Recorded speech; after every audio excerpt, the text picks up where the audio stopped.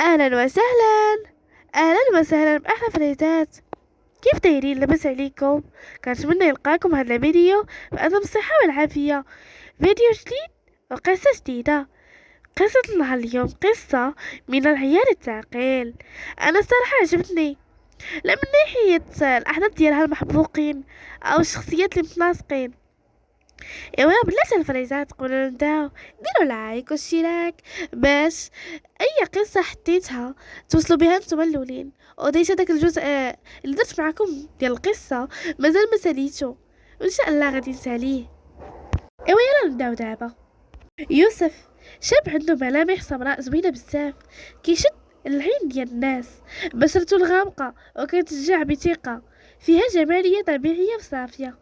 عينيه الكبار والغامقين بحال الليل، فيهم واحد العمق اللي كيشدك. وحواجبو الغلاط ولا كيضيفوا ليه واحد الصرامه والجاذبيه. شعره الاسود ونيفو المتناسق وكيزيد من الحلة الملامح ديالو. وديما عنده ديك الضحكه النادره اللي كتبرد القلب وكتخليك ترتاح. يوسف راجل هادئ وقاسي في نفس الوقت، وعنده شخصيه قويه. صوته الغليظ واللي كيبين ليك ديك الثقه اللي فيه. ملي كيهدر الناس كيسكتوا ويسمعوا ليه، حيت كيعرفوا كيفاش كيتعامل ويأثر بكلامه ولو بأفعاله. وعنده كاريزما طبيعية اللي كتشدك من أول لقاء. أما البطلة ديال القصة ديالنا لمياء بنت جميلة وبريئة، عندها واحد الطابع اللي كيشد العين. لون شعرها قهوي اللي كيطيح على كتافها بحال الحرير، وكيسطع مع بياض بشرتها الناصحة بحال ضوء القمر. عيونها كبار وفيهم واحد اللمعة ديال البراءة، لونهم لون أزرق، لون ديال البحر. وكيزيدوها واحد الجاذبية اللي كتجمع ما بين الطفولة والأنوثة. حواجبها مرسومين بطريقة طبيعية وزوينة، وشفايفها المنفوخين الورديين، ديك النوع اللي الضحكة فيه كتجي نقية ومليانة حياة. لمياء عندها ملامح ناعمة ومتناغمة في آن واحد، وكل شي فيها كيبين البساطة والجمال. شخصيتها الهادئة والمريحة واللي كتعكس واحد النقاء اللي كيشوفوه الناس من أول مرة كيتلاقاو بها. هي ديك البنت اللي ضحكتها كتدفي القلوب، وحضورها كيخلي الجو عامر بالراحة والفرح. كانت هذه لمياء البطلة ديال القصة ديالنا. لمياء شابة بسيطة من دوار صغير، حياتها كلها كتعتمد على الأرض، على الحلم والجد. في جانب آخر يوسف رجل مافيا، حياته كلها غموض، قسوة وخطر. لمياء دوات مع صاحبتها خديجة. وانت كتعرفي شحال كنحلم نمشي للمدينة، شحال من مرة كنقول لك يمكن نلقى شي فرصة انني نعيش حسن. خديجة اللي قالت ليها احلى مياء، ولكن المدينة ماشي بحالك، راه الناس تما مختلفين والخطر كاين في كل زاوية. لمياء بإصرار يمكن، ولكن ما يمكنش نبقى حياتي كاملة عايشة هنا. وفي المدينة يوسف جالس في المكتب فخم وسط القصر ديالو، كيتكلم مع المساعد كريم. يوسف، خاصنا نحيدو اي واحد اللي غادي يوقف في طريقنا، دابا ما عنديش الوقت نسمع على الاخطاء ديال رجالنا. كريم اللي رد عليه، عمليه اللي جايه خطيره ولكن رجالك مستعدين. يوسف اللي رد بكل تكبر، انا عمري ما كنت كنخاف من الخطر، اللي كيبغي يربح خاصو يكون قاسي. لمياء مشات للمدينه باش تكمل الشغل العائلي على الارض، ولكن لقات راسها وسط حادث غير متوقع. في كافيه الصغير لمياء كانت كتشرب القهوه وكتراجع الاوراق ديالها. لمياء بصوت داخلي، هاد المدينه كبيره بزاف ولكن كل واحد كيسرح على مصلحته، واش انا قادره نعيش هنا؟ يوسف دخل مع رجالو الكفايه. فجاه الجو تغير والناس بداو كيتراجعوا للوراء. يوسف بصوت قاسي، فين هو داك السيد اللي كان هنا قبل؟ مالك كافيه خائف؟ ما عرفت والو سيدي، راه مشى غير قبل شويه. لمياء اللي ما كانت عارفه شنو واقع لقات راسها كتشوف في يوسف في وجها لوجه. كريم لاحظها وشك فيها، هو يغمس ليوسف، هاد البنت شافت كل شيء، خاصنا نحيدوها. يوسف كيشوف لمياء، هو يرد، شكون انتي؟ واش شفتي شي حاجه؟ لمياء اللي مرعوبه ولكن كتواجه بشجاعه. لمياء مسكينه اللي مرعوبه ولكن كتواجه بشجاعه. انا ماشي شغلي في مشاكلكم، انا غير على ود شغلي. يوسف بضحكه بارده. المدينه ماشي بحال الناس اللي بحالك، هادشي اللي شفتي غادي يخليك وسط مشكل كبير وبزاف. يوسف قرر يختطف لمياء باش يضمن انها ما تهضرش، لقاها كتعيش وسط عالم ماشي بحال ديالو، وهذا الشي بدا كيشغل النار فضوله. لمياء مرتعبه. اش كديروا؟ اش باغين مني؟ احد الرجال مسكو بذراعها بقوه وهمس بصوت حاد: سكتي ولا غادي تكون عندك مشاكل كبيره وبزاف. لمياء حاولت المقاومه ولكن كانت وحيده وضعيفه امامهم. جروها لداخل السياره التي انطلقت بسرعه نحو المجهول. داخل السياره لمياء كانت كتحاول تفهم اش طاري. قلبها كان كينبض بسرعه وعقلها مليء بالاسئله. شكون هادو؟ واش درت باش يختطفوني؟ ملي وقفت السياره لقات راسها قدام واحد القصر كبير وابوابه حديديه مغلقه، والحراس ديال المسلحين دخلوها بجهد الداخل ودخلوها لواحد البيت وسدوا عليها. لمياء وسط الغرفه بسيطه في قصر ديال يوسف. واش هادشي معقول؟ انا ماشي ديال هاد الحياه، بغيت نرجع لداري. يوسف داخل ومعاه نظره بارده. ماشي دابا حتى نبقى متاكد انك ما غاديش تشهدي حياتي. لمياء واش حياتك كلها خوف؟ هادشي اللي بغيتي؟ يوسف بقى ساكت ولكن كلامها خلاه يفكر. يوسف، الحياة اللي انا فيها اما انت قوي واما تموت. قساوة هي السلاح ديالي. لمياء ابتسامة حسينة. القساوة غادي تخليك بوحدك، حتى اللي معاك غادي يخافوا منك. يوسف بقى كيتامل في كلامها بلا ما يقول حتى كلمه، ولكن عينيه كانوا كيبانوا انه بدا كيشك في شي حاجه. لمياء تكمل بصوت هادئ ولكن واثقه. ماشي ديما القساوه هي الجواب، يوسف احيانا قوه حقيقيه كتكمل في انك تعرف كيفاش تكون رحيم وماشي ضعيف. يوسف بغضب مكبوت. ما تحاوليش تفهميني، هاد الحياه ما كتعطيش فرصه للضعفاء. لمياء كتحقد فيه بجرأة. وانت والسعيد بهاد الحياة اللي فيها غير الخوف والشك؟ واش هذا هو يوسف الحقيقي ولا شي واحد صنعه للظلم؟ يوسف دار ظهره بغى يخرج، ولكن كلامها كان بحال المرأة اللي حراتو قدام نفسه. ووقف لحظة بلا ما يشوف فيها وقال بصوت خافت: يمكن، ولكن حتى إلا كنت بغيت نكون مختلف ما عندي حتى دليل ان هاد العالم غادي يتقبلني. لمياء ابتسامة خفيفة. ماشي العالم اللي خصو يتقبلك، نفسك خصها تقبلك، انت اللي خاصك تلقى السلام ديالك. يوسف سكت لحظة وكأنه كيحاول يهرب من كلمات، لكن شي حاجة في الداخل ديالو كانت كتزعزع الهدوء ديالو. يوسف بصوت هادئ ولكن حاد: الخوف احسن من الخيانة. القرابين مني كيعرفوا القانون، ما كاينش مجال للضعف. لمياء كتشوفه مباشرة في العينين، ولكن القوة الحقيقية هي انك تكون قادر تثق في الناس ماشي تخوفهم. هادشي اللي انت عايش فيه ماشي الحياة، هذه حرب مستمرة. يوسف الارض بحاجبين معقودين. الحرب هي لصلاحتي، ما يمكنش نفلت منها وما يمكنش نسمح لشي حد يهدم اللي بنيت. لمياء بهدوء وسكينة: حتى لو كان ثمن انك تفقد نفسك، كل هذا الجدران اللي حاطها غادي تسجنك بوحدك يا يوسف. كلمات هضر بهذا الشي وأثر عميق فيه، لكن ما بغاش يبين. قرر يغير الموضوع. يوسف بصوت صارم: نسي هاد الهضره، من اليوم غادي تبقاي هنا وانا اللي غادي نحدد المستقبل ديالك. الا كنتي باغيه تعيشي خاصك تقبلي الواقع. لمياء بتحدي: الحياه ديالي كانت بسيطه ولكن كنت حره، الحريه اغلى من اي حاجه كتظن انك غتعطيني. يوسف غادر الغرفة بدون ما يزيد ولو كلمة واحدة. كانت أول مرة شي واحد يواجهه بهذه الطريقة، وكلامه بدا كيلاحقه حتى هو بعيد منه.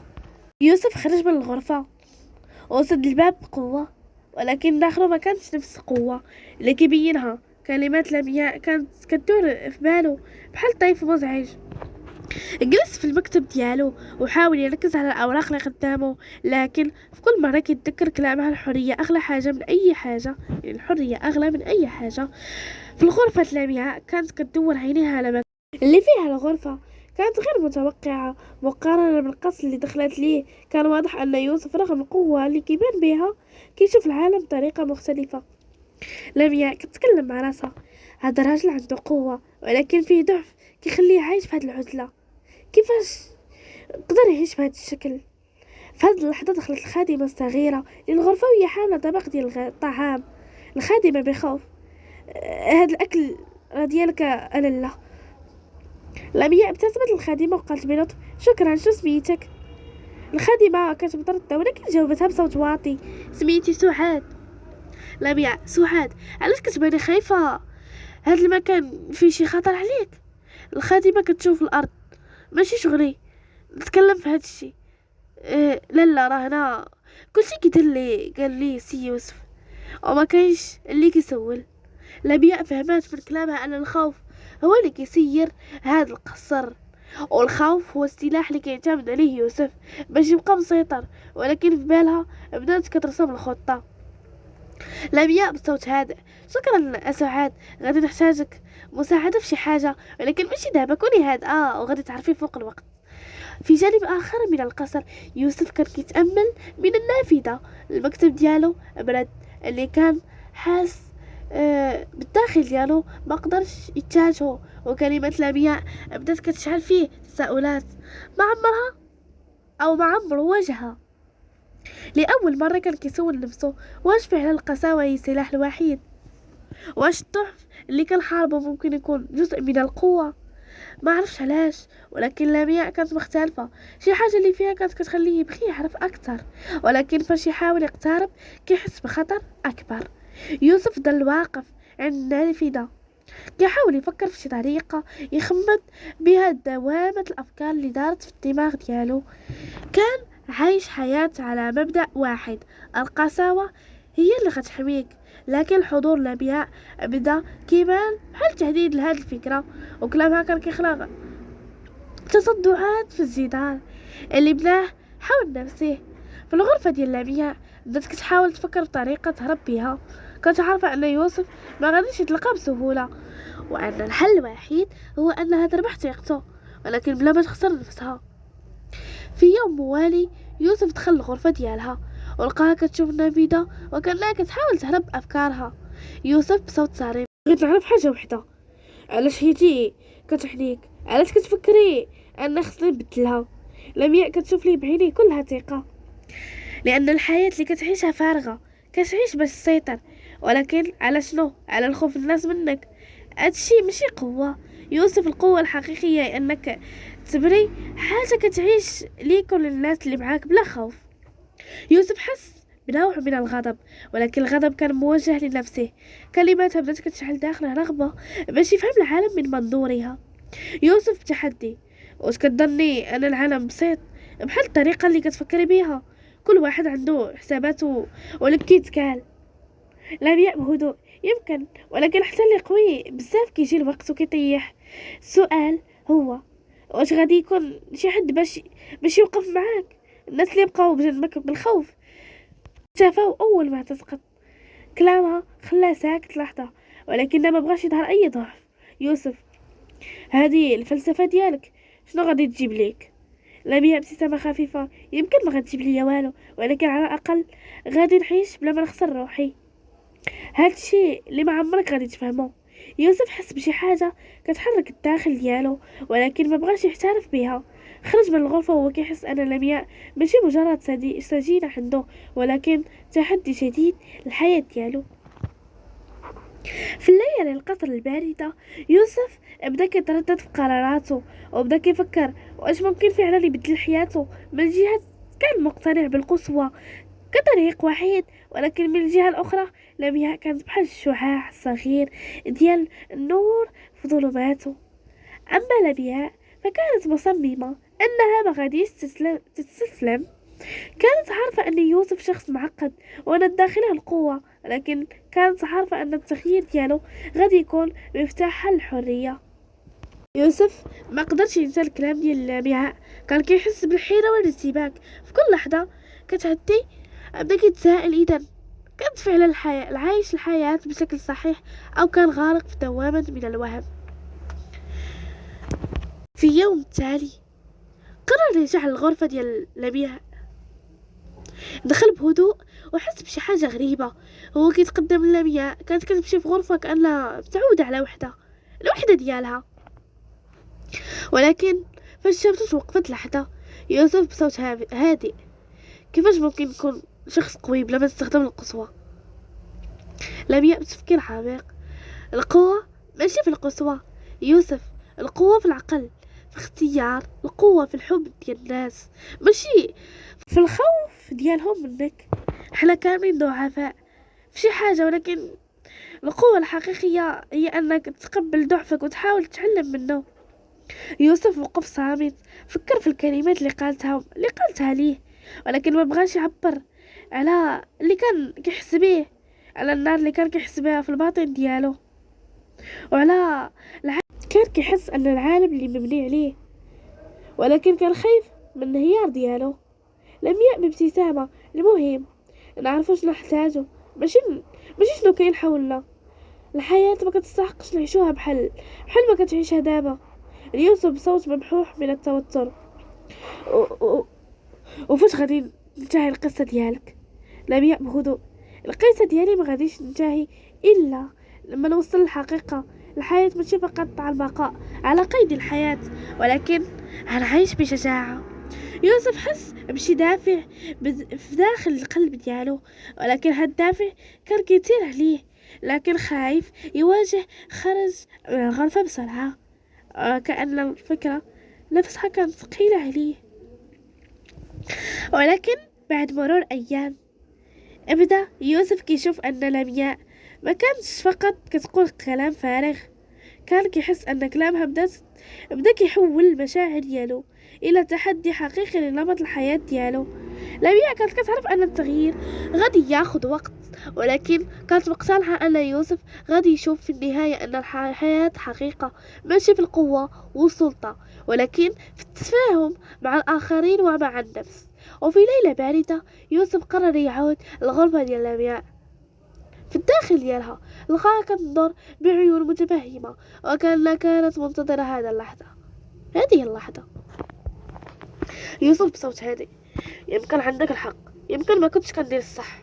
لمياء ابتسامة دافئة: الصح هو انك تكون مع نفسك يوسف. الحياة غادي تبقى طويلة، ولكن الأهم هو الطريق اللي غادي تختاره. يوسف بقى ساكت لفترة، وكان عارف أنه بدا رحلة جديدة، رحلة فيها تحدي للنفس ديالو والعالم اللي كان عايش فيه. فلاش باك: كيفاش تدخل يوسف للمافيا؟ يوسف كان في واحد الحي شعبي، حياته كانت صعيبة من الصغر. الأب ديالو كان كيخدم في الحرف يدوية، وكان رجل طيب، ولكن الظروف كانت قاسية والفلوس كانت دايما ناقصة. الأم ديالو كانت مريضة، ولكن الشي في دارهم كان غالي، من الدواء حتى المصاريف اليومية. يوسف كان صغير وقتها، لكن كان كيحس بالمسؤولية الكبيرة على راسو باش يساعد العائلة ديالو. بحكم الصغر ما كان عنده سبيل أنه يساعد الأبوين ديالو أو العائلة ديالو. واحد النهار في حي شعبي، واحد الشخص كان معروف في العالم السفلي سميتو مراد كان كيعيش في دنيا مختلفة عن الناس اللي كيعيشوا فيها الحومة ديالو. كان عنده بزاف ديال المال، وكان دايما كيجي للحي بسيارات فخمة، ودايما كيتصرف بالحكمة، وكان عنده كاريزما كبيرة. يوسف كان كيشوف وكيحس بشي حاجة داخله. هاد الشخص عنده شي حاجة انا بغيت نوصل ليها. مراد راح يوسف من بعيد، كان كيبان عليه انه شخص ذكي وعنده طموح، ولكن بحال الناس ديال الشباب في الحومة كان محتاج شي فرصة باش يخرج من الدوامة اللي فيها. في المرة من المرات مراد جاب يوسف وقال ليه: مراد، شنو غادي دير في حياتك وتكظن ان الشغل في الحارة غادي يديك بعيد؟ يوسف كان حاول، ولكن الامور ماشي سهلة. كان بغيت ندير شي حاجة تكون لي فيها الفرصة. مراد ضحك وقال: الحياة ماشي ديال الفرصة يوسف، الحياة ديال اللي كيعرفوا يخلقوا الفرص.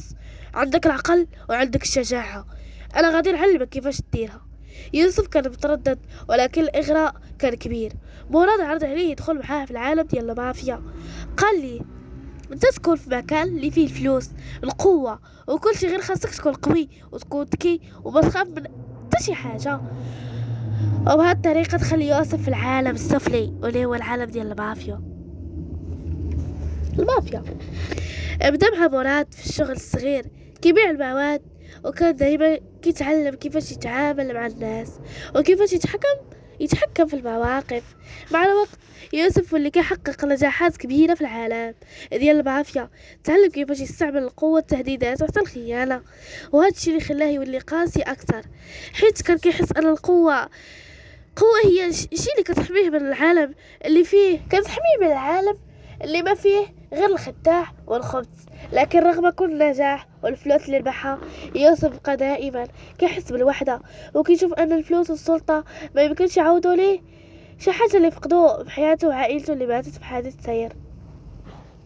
هكا البطل ديال القصة كان متصارع مع الدوامة ديالو اللي